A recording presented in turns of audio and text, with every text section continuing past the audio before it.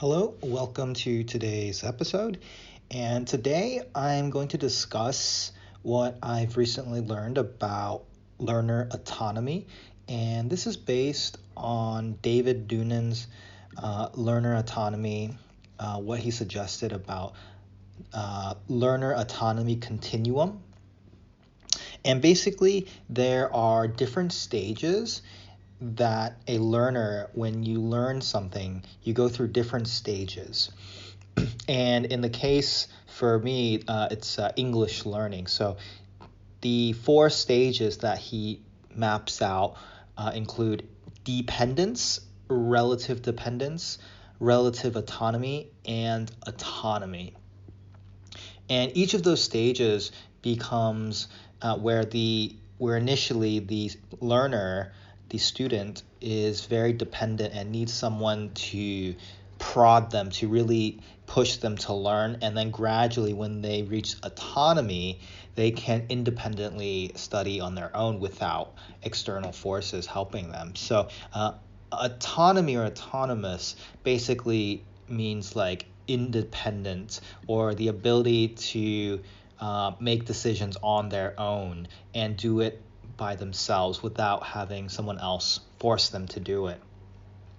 So the first stage of dependence, this basically, they might have certain attitudes in the first stage of a dependence is, if I do not do it, my teacher will get angry. So this is, they're based on like, they're afraid that if they don't do it, teacher's going to get angry.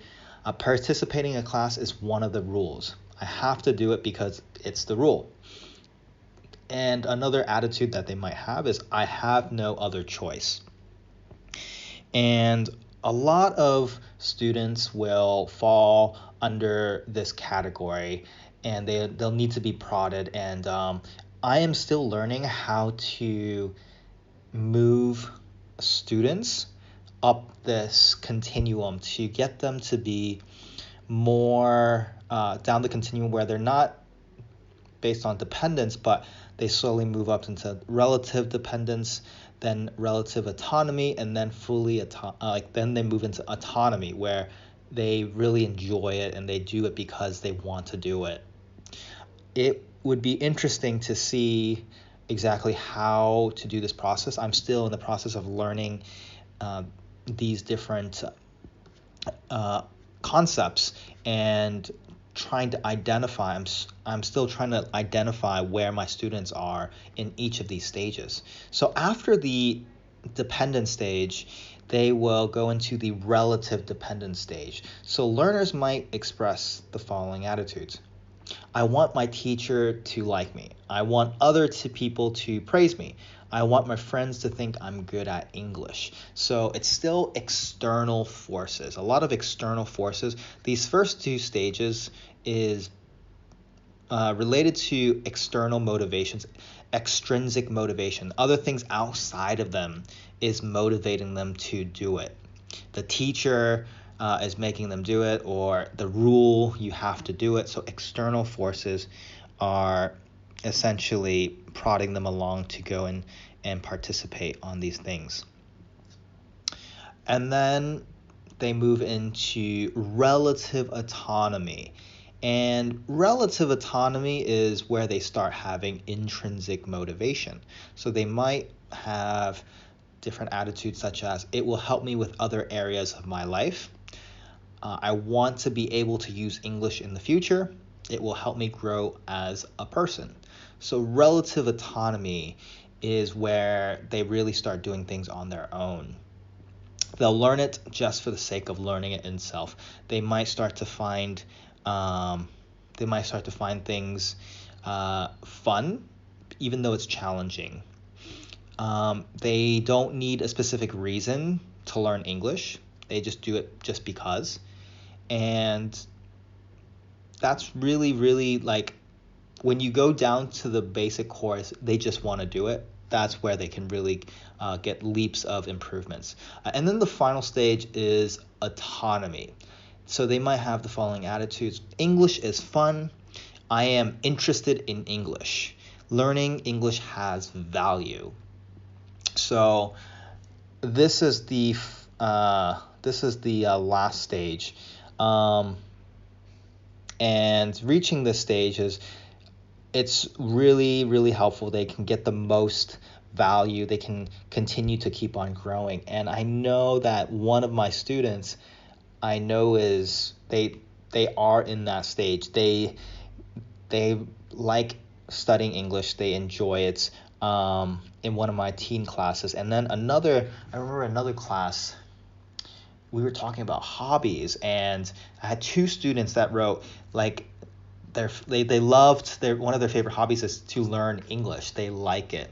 So it just really boils down to their intrinsic motivation. So if they reach this autonomy level, they can basically start being motivated to learn English on their own. So as a teacher and a mentor, it would be my job to figure out how to move them down this continuum, this learner autonomy continuum, and how do I give them the tools to move up and forward and to make it enjoyable to where they want to learn it. So maybe if they reach the stage where they're in the relative autonomy and autonomy stage, I might teach them different tools to learn on their own without teachers' help, without my help. So if they don't understand a word, maybe I teach them, hey, you can use a certain translator to find out the answer, or they can look it up, or encourage them to look it up. Maybe they know that they should look it up, but they don't, and they just need to be told, hey, whenever you don't understand something, you need to look it up. And I remember when I was in grade school, my teacher would always say, if you don't understand something, look it up in the dictionary. And I would get lazy and not look it up. But now it's just so easy. You don't understand something, you can just type it into Google, or you can type it into some kind of translator, and voila, it is there. It is so fast, it's so easy. 20 something years ago, maybe you had to actually physically open the dictionary, and it would take time and energy, and it's like, oh, I don't want to go through the hassle. But now it's just literally, you just type it in, and then boom, you can get a translator on an iPad, you can get it on your phone, you can get it on virtually anything. So there's just so many tools to learn more effectively that it's easier to be autonomous in your learning without needing an external force to get you to learn. So David Nunan goes through the 9 steps to learner autonomy, and we had the 4 stages, the different stages that they go through, but he goes through 9 steps on how to bring the learners across the continuum. So the first step he mentions is make instruction goals clear to the learners. What this basically means is that the teacher should make it clear to the learner why they're learning what they're learning and what the goal of the learning is. So you want to make the purpose of the lesson clear to them.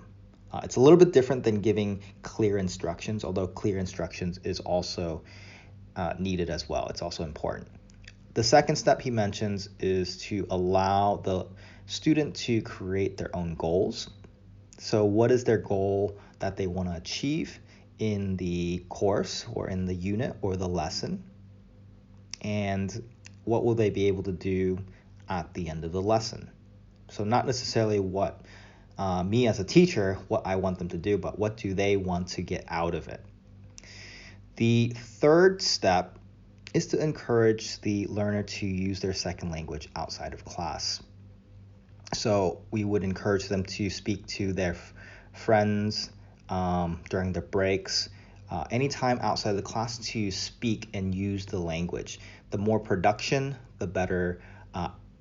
The better production that they will have. So the more they speak, more production, more practice, and they start to become more confident in the language. I would say speaking is the most challenging part of learning a new language, in my opinion, because everything else you can kind of do on your own.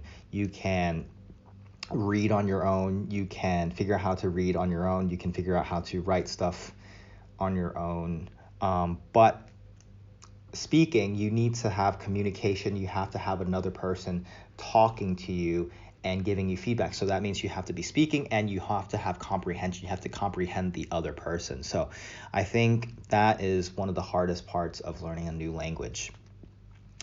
Step 4 is to raise awareness in the learning process. So are the students able to understand and not just what they learn, but how they learn?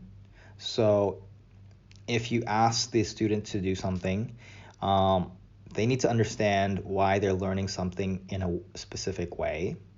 So maybe they're like, why do I have to speak out loud, right? Maybe you want them to talk and speak.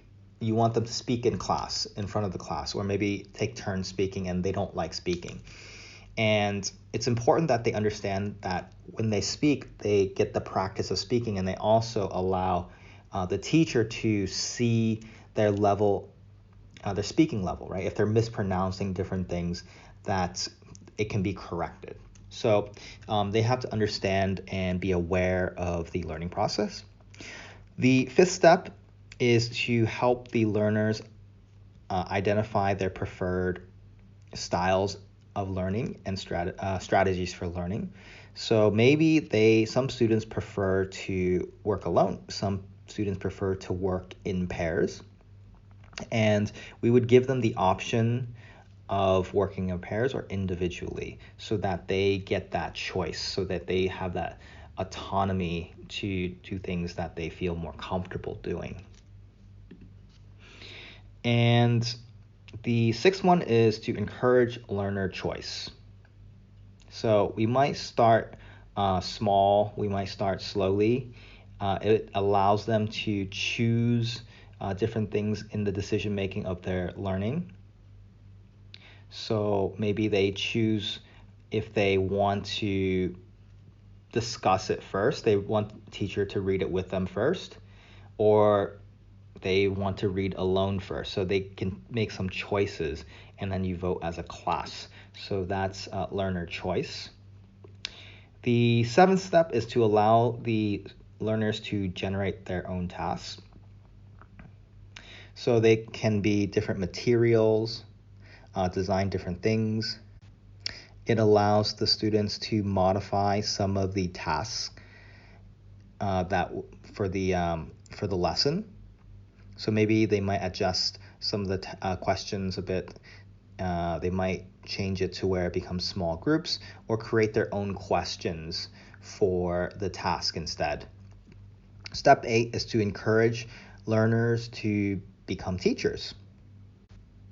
So they would teach some aspects maybe to another student. When you start to teach something to another student or to another person, you understand the material better. Because if you don't really understand the material, you're not going to be able to teach it very effectively. So it forces them to really understand the details on what they're teaching, so they understand the information better.